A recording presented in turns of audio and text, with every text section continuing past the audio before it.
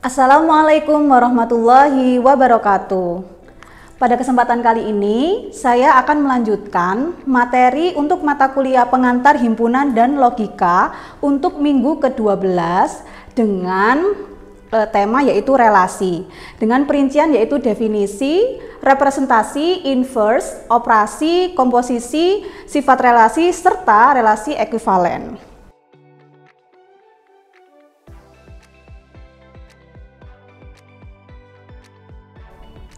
Kemudian ada operasi pada relasi. Karena relasi biner merupakan himpunan pasangan terurut, maka operasi himpunan seperti irisan, gabungan, selisih, beda setangkup atau symmetric difference juga berlaku. Misalkan ada R1, R2, masing-masing relasi dari A ke B, maka irisan R1, irisan R2 adalah R1 gabungan R2, R1 iris dikurangi dengan R2, dan R1 symmetric difference R2 adalah relasi juga dari A ke B. Jadi kita akan membuat kepada himpunan bagian ya. Kita cek contohnya. Yang pertama, misalkan A adalah ABC dan B adalah ABCD. Maka kita bisa membuat relasi pertama, kita simbolkan dengan R indeks 1 adalah A, B, B, C, C. Kita juga punya relasi 2, A, B, C, dan A, D. Nah, kita bisa operasikan. Jadi yang namanya operasi himpunan, kita punya irisan, kemudian gabungan, kemudian symmetric difference, dan juga dikurang atau misalkan selisihnya. Kita cek ya untuk yang pertama, R1 irisan R2. Nah, kita cari dulu yang sekiranya elemennya sama. Oh, ternyata hasilnya adalah A, karena A, adalah irisan daripada elemen 1 dan himpunan dari R1 dan R2. Lanjut, gabungan. Ketika gabungan berarti kita tambahkan semua elemen dan tidak mengulang elemen yang sama. Jadi A, B, C, C, A, B. Jadi A tidak diulang 2 kali. Lanjut, ada R1 dikurangi R2. Jadi R1 dikurangi R2 berarti dari himpunan pertama dikurangkan dengan relasi yang kedua. Nah, berarti A, habis, kemudian ada, sisanya berarti tinggal B, dan C, C. Lanjut, sebaliknya kita juga bisa mengurangkan dari relasi 2 dikurangi relasi 1. A, B. Nah, kita cek dulu ya relasi kedua, kemudian dikurangkan. Oh, ternyata hasilnya adalah A, B, C, dan A, D. Nah, selanjutnya adalah R1 symmetric difference daripada R2. Nah, yang namanya symmetric difference berarti kita punya hasil yang sama ketika R2 symmetric difference terhadap R1. Oke, caranya adalah kita gabungkan R1 dan R2 selain yang sama. Jadi R1 ditambah dengan R2 dikurangi dengan elemen yang sama. Jadi kita punya B, C, A, B, C, dan A, D. Jadi A, karena dia sama maka dia dikeluarkan dari symmetric difference. Next ada komposisi relasi. Misalkan R adalah relasi dari himpunan A ke B dan S. Nah, S adalah himpunan baru ya. Ini bukan semesta tapi himpunan baru. Adalah relasi dari B ke C. Maka komposisi R dan S dinotasikan sebagai S. Nah, ini composite by R atau bundaran. S bundaran R adalah relasi dari A ke C. Definisinya adalah S bundaran R. Nah, jadi teman-teman perhatikan. Jadi komposisi R dan S dinotasikan dibalik S bundaran R adalah A ke C, di mana A elemen daripada A besar, C elemen daripada C besar, untuk beberapa B elemen dari B besar. Oke, kita cek contohnya. Baiklah, selanjutnya ada contoh 8. Misalkan saya punya himpunan R dengan elemen 1,2, 1,6 dan seterusnya sampai 3,8 adalah relasi dari himpunan sebelumnya. Misalkan kita bilang himpunan A dan himpunan B. Himpunan A yaitu 1, 2, 3 dan himpunan B yaitu yang bertanda merah 2, 4, 6, 8.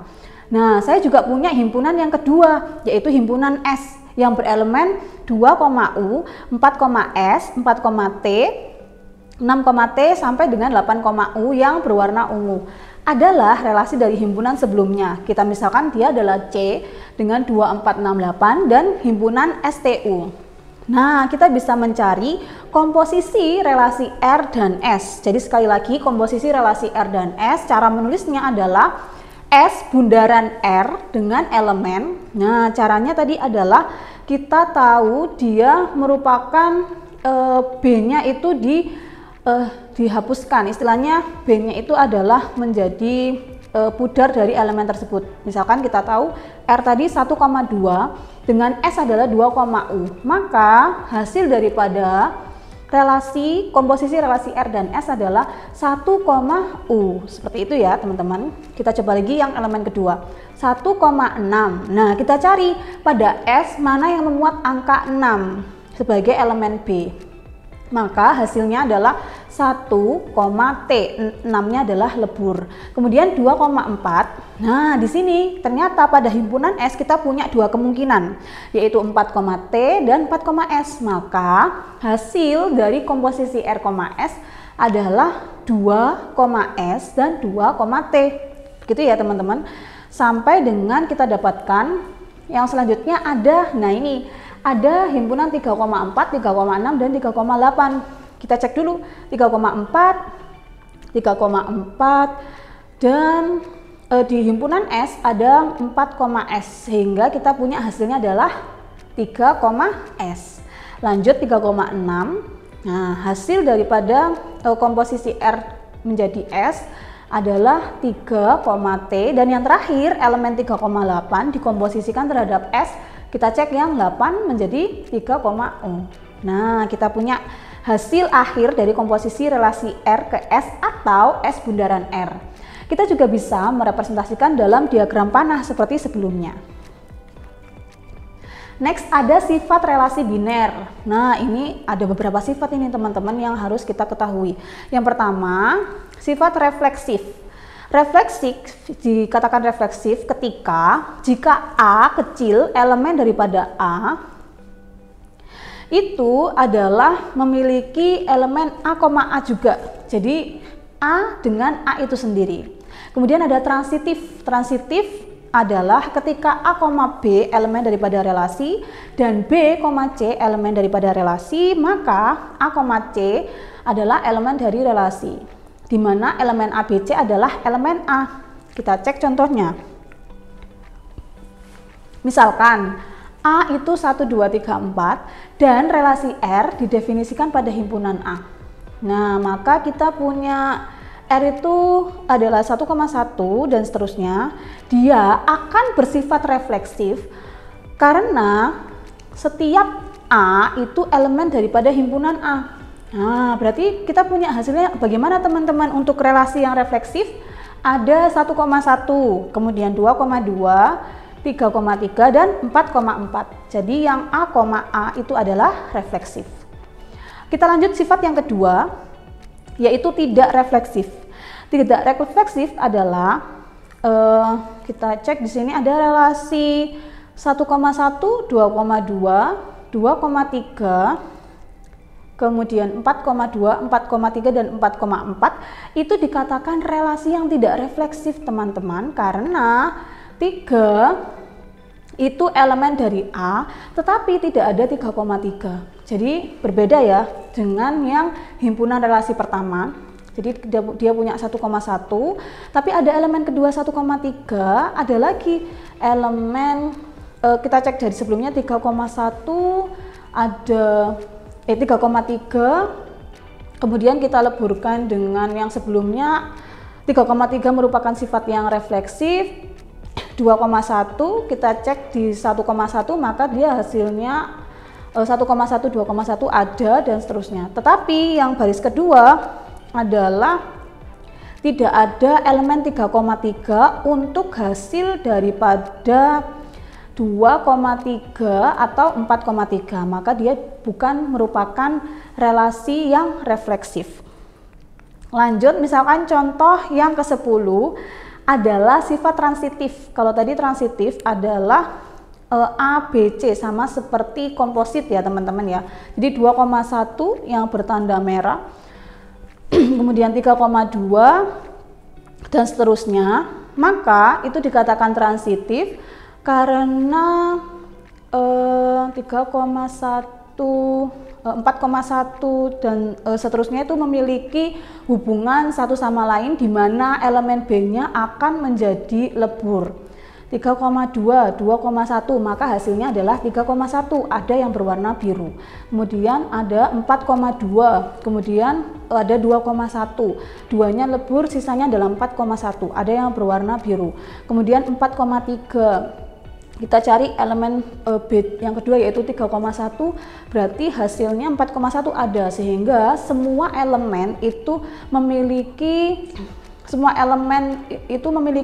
sifat yang transitif, atau relasi tersebut adalah transitif karena memiliki elemen yang memenuhi sifat transitif.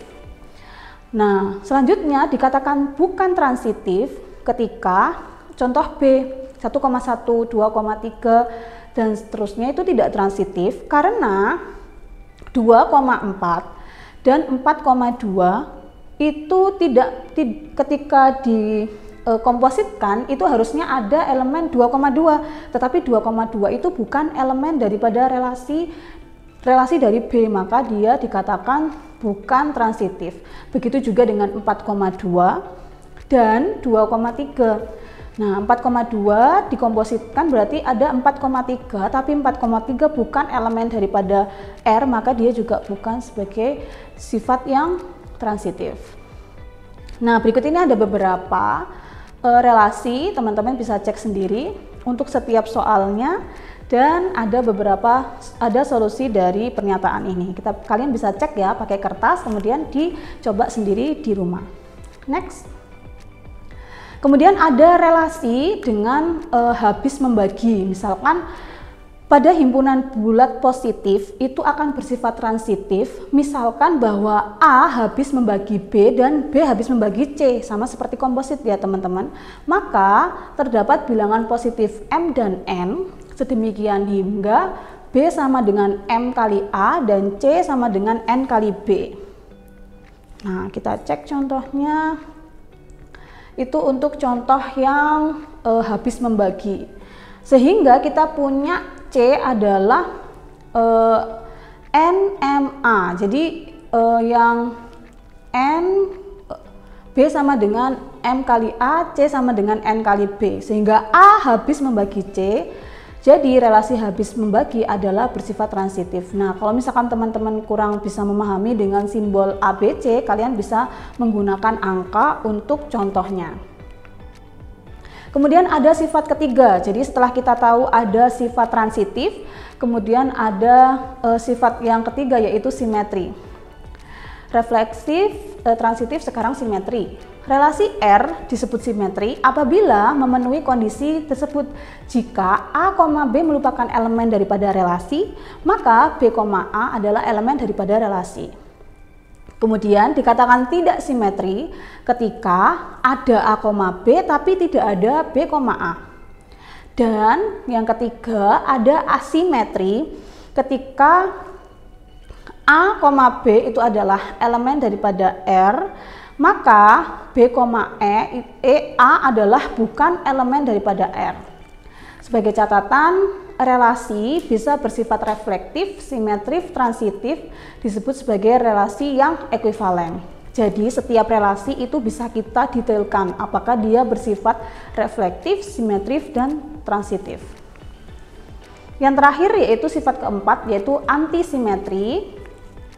Disebut antisimetri ketika A, B elemen dari R, B, A elemen R, jika dan hanya jika A sama dengan B untuk AB adalah elemen A. Atau dengan kata lain, jika A, B elemen R, maka B, A itu bukan elemen R kecuali ketika A sama dengan B. Kita akan cek contohnya. Misalkan ada A 1, 2, 3, 4 dan relasi R didefinisikan pada himpunan R. Maka yang pertama dia dikatakan simetri. Kenapa? Karena A, B elemen R dan B, A adalah elemen R juga. Misalkan ada 1,1, kemudian 1,2. 1,2 kalau misalkan dibalik menjadi B, A 2,1 ada. Kemudian 2,2 dibalik 2,2 ada dia sendiri 2,4 dibalik menjadi 4,2 ada, dan 4,4 ada dibalik menjadi 4,4 juga elemen itu sendiri. Sehingga bisa dikatakan bahwa relasi A adalah relasi yang simetri. Namun dia merupakan antisimetri. Kenapa? Karena 1 tidak sama dengan 2. Jadi dikatakan antisimetri tadi ada syaratnya adalah, nah ini antisimetri ketika A harus sama dengan B. Oke ya teman-teman, A harus sama dengan B. Jadi ketika di sini ada 1,22,1 atau A tidak sama dengan B, maka dia adalah antisimetri. Kemudian contoh B, ada relasi R dengan 1,1, 2,2, 3,3. Dia bersifat yang pertama simetri. Kenapa Bu simetri? Karena A, B ketika kita balik posisinya B, A itu akan menghasilkan elemen yang merupakan elemen relasi. 1,1 kita balik jadi 1,1 ada, 2,2 kita balik jadi 2,2 ada, 3,3 dibalik menjadi 3,3 juga ada, maka dia simetri. Kemudian sifat kedua, apakah dia antisimetri? Tadi syarat antisimetri adalah A harus sama dengan B. Karena A sama dengan B, 1 sama dengan 1, 2 sama dengan 2, 3 sama dengan 3, maka dia memenuhi sifat antisimetri. Jadi pada relasi B dia memiliki sifat simetri dan antisimetri. Pada relasi A dia memiliki sifat simetri tetapi tidak antisimetri. Ada contoh selanjutnya, contoh C. Nah, ini juga ada titik-titiknya. Kira-kira kenapa ya dia dikatakan simetri? Nah, ini bisa kalian cek. Kita cek ya. Tadi simetri adalah ketika A, B dan juga B, A. Ada semua 2,4, 4,2, 3,3 dan 3,3. Oke, bisa ya. Selanjutnya ada contoh kedua, sifat kedua yaitu tidak antisimetri. Kenapa? Karena A tidak sama dengan B atau ada elemen ketika A tidak sama dengan B. Di mana ada 2,4 dan 4,2. Sekarang ada contoh D, relasi D. Nah, yang pertama dia dikatakan tidak simetri. Kenapa? Karena ada salah satu elemen yang dia tidak bisa posisinya dibalik atau A, B menjadi B, A. Nah, di mana? Pada elemen 4,2. 4,2 harusnya bisa ada elemen 2,4. Tapi 2,4 bukan elemen dari R, maka dia tidak simetri. Kemudian ada sifat yang selanjutnya adalah dia tidak antisimetri karena 2 tidak sama dengan 3. Oke ya. Kemudian ada contoh 13, habis membagi. Nah, misalkan pada himpunan bilangan positif bersifat tidak simetri karena jika A habis membagi B dan B tidak habis membagi A, kecuali A sama dengan B. Misalkan 2 habis membagi 4 tetapi tidak sebaliknya, 4 tidak habis membagi 2, maka dia dikatakan tidak antisimetri. Selanjutnya ada tidak simetri. Kemudian antisimetri karena jika A habis membagi B dan B habis membagi A atau A sama dengan B, maka 4,4 ketika kita balik, nah 4,44 habis membagi 4 dibalik juga 4, B 4 habis membagi 4, maka dan juga 4 sama dengan 4 dia dikatakan sebagai antisimetri. Jadi relasi habis membagi itu memiliki sifat tidak simetri tetapi antisimetri. Nah, berikut ini merupakan latihan mandiri agar teman-teman bisa lebih memahami secara individu apa sifat-sifat dalam suatu relasi. Jadi contoh pertama, yang soal pertama adalah kita punya ada 3 buah himpunan R, S, T. Nah, langkah pertama teman-teman harus mendefinisikan dulu elemen dari setiap himpunan. Himpunan R, elemennya X lebih besar dari Y. Apa ya kira-kira kalian bisa tuliskan. Kemudian langkah selanjutnya kalian menentukan apakah relasinya bersifat transitif atau tidak. Oke, masih ingat ketika transitif bagaimana? Kemudian ada soal kedua adalah dengan himpunan relasi habis membagi. Nah, apakah sifatnya itu refleksif atau tidak? Kemudian ada contoh yang ketiga, latihan soal yang ketiga, dengan diketahui himpunan A dengan relasi, ada beberapa relasi, kalian diminta untuk menentukan apakah simetri, antisimetri, salah satu atau tidak keduanya. Baiklah, demikian materi untuk hari ini mengenai relasi. Semoga apa yang saya sampaikan bisa dipahami dengan baik. Kita ketemu lagi untuk pertemuan selanjutnya dengan materi yang ke-13. Selamat pagi semuanya. Assalamualaikum.